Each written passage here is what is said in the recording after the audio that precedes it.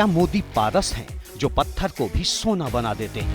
भारत के यशस्वी प्रधानमंत्री आदरणीय नरेंद्र मोदी। क्या अमित शाह की सोच वहां से शुरू होती है जहां विपक्ष की खत्म होती है?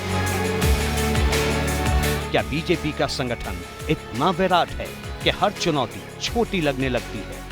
आखिर ऐसा क्या है कि बीजेपी की हर रणनीति इतनी सटीक और कारगर होती है? ये तमाम सवाल मध्य प्रदेश, छत्तीसगढ़ और राजस्थान में मिले प्रचंड जनादेश के बाद पूरा देश पूछ रहा है।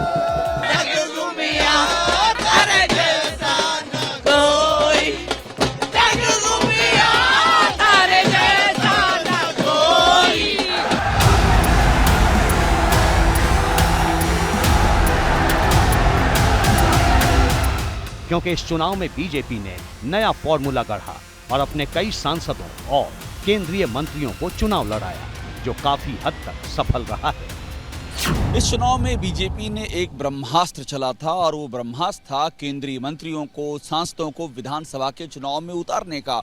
और वो ब्रह्मास्त्र जमीन पर बेहद ही उर्वर और बेहद ही सफल साबित हुआ है। इनमें से जो मंत्री और जो केंद्रीय केंद्र सरकार में मंत्री हैं और जो सांसद हैं जिनको लड़ाया गया था, वे ज़मीन पर उतरे और उससे फ़ायदा ये मिला कि जो एंटी इनकम्बेंसी विधायकों के खिलाफ थी वो इनके खिलाफ नहीं हो पाई। एक तो फ़ायदा ये मिला। दूसरा, जो आंतरिक गुटबाजी की संभावना जो सिटिंग एमएलए के साथ में थी, इनके उतरने पर वो संभावना भी खारिज हुई। और तीसरी बात कि चूंकि एक व्यापक फलक और एक लोकसभा में कई सारी विधानसभा की सीटें आती हैं, उन तमाम सारी विधानसभा की सीटों के तक जो जिसकी रीच हो उसको एक विधानसभा में कंसंट्रेट करने का जो एडवांटेज मिलता है वो एडवांटेज भी मिला। प्रधानमंत्री मोदी की टीम के जो सिपाही उतरे उनको भी इस बात का एडवांटेज मिला कि प्रधानमंत्री मोदी के साथ वो काम कर रहे हैं। हालांकि जिस वक्त बीजेपी ने सांसद और केंद्रीय मंत्रियों को चुनाव लड़वाने का ऐलान किया था, तब बीजेपी की इस रणनीति को कई जानकार समझ नहीं पाए थे। दरअसल कई सीटें ऐसी थीं जहां पुराने कैंडिडेट को लेकर जनता में नाराजगी थी। यानी बीजेपी अपने उन उम्मीदवार को रिपीट करती तो हारने का खतरा था। वहीं एक खतरा बगावत का भी था। ऐसे में बीजेपी के सामने एक ही रास्ता था कि वो इन सीटों पर मजबूत उम्मीदवार को मैदान में उतारे।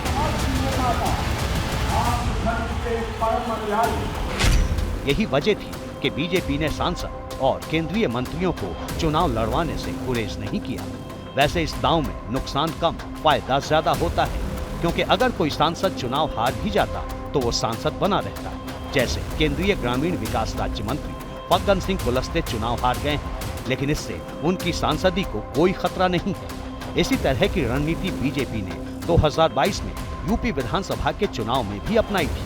तब मैनपुरी की करहल सीट से अखिलेश यादव के सामने बीजेपी ने केंद्रीय मंत्री एसपी सिंह बघेल को चुनाव लड़ने के लिए भेजा था। तब एसपी सिंह बघेल चुनाव हार गए थे, लेकिन इसके बाद भी वो केंद्रीय मंत्री बने रहे।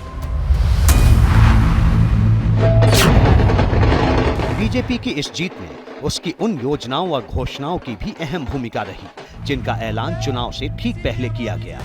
इसमें सबसे बड़ा गेम चेंजर ऐलान था पीएम गरीब कल्याण अन्न योजना को अगले 5 साल के लिए बढ़ाना, जिससे देश के करीब 80 करोड़ परिवारों को फ्री में अनाज मिलेगा। आज हर गरीब कह रहा है वो खुद जीता है।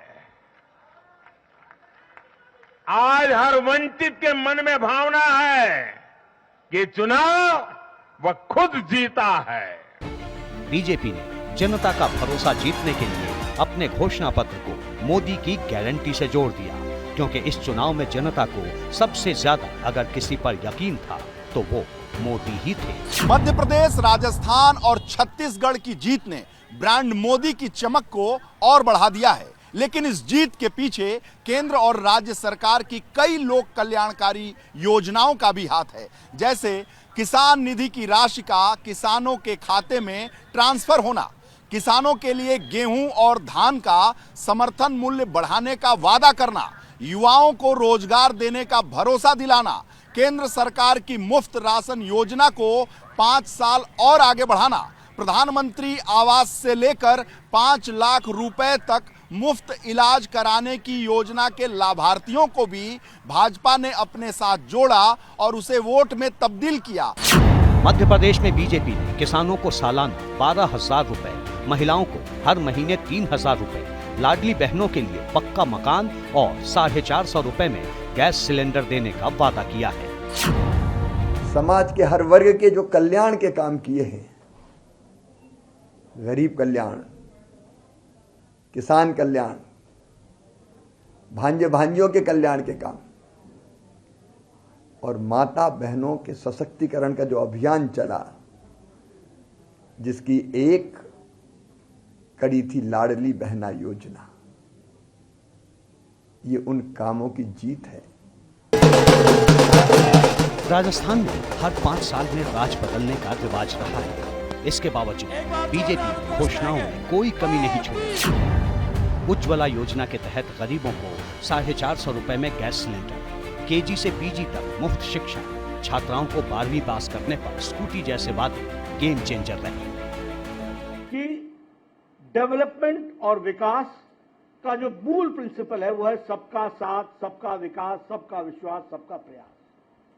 सबको एक दृष्टि से देखना और उनका विकास करना। और दूसरा है गांव, गरीब, वंचित, पीड़ित, शोषित, अनुसूचित जाति, अनुसूचित जनजाति, महिला, युवा, किसान, इनको सशक्तिकरण करना, एम्पावरमेंट करना। ये 2 बातों को ध्यान में रख करके। और तीसरा है इंफ्रास्ट्रक्चर पर जोर देना। बीजेपी के सामने सबसे मुश्किल चुनौती छत्तीसगढ़ की थी, जहां कांग्रेस ने कई स्कीम चला रखी थी। ऐसे में जरूरत थी बड़ी लकीर खींचने की।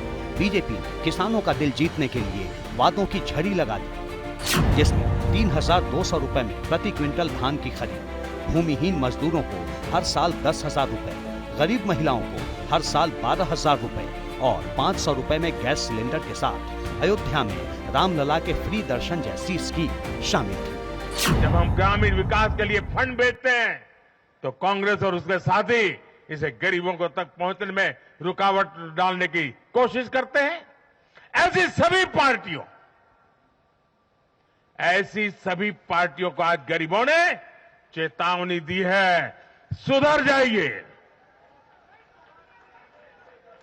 सुधर जाइए, वरना जनता आपको चुन चुन करके साफ कर देगी।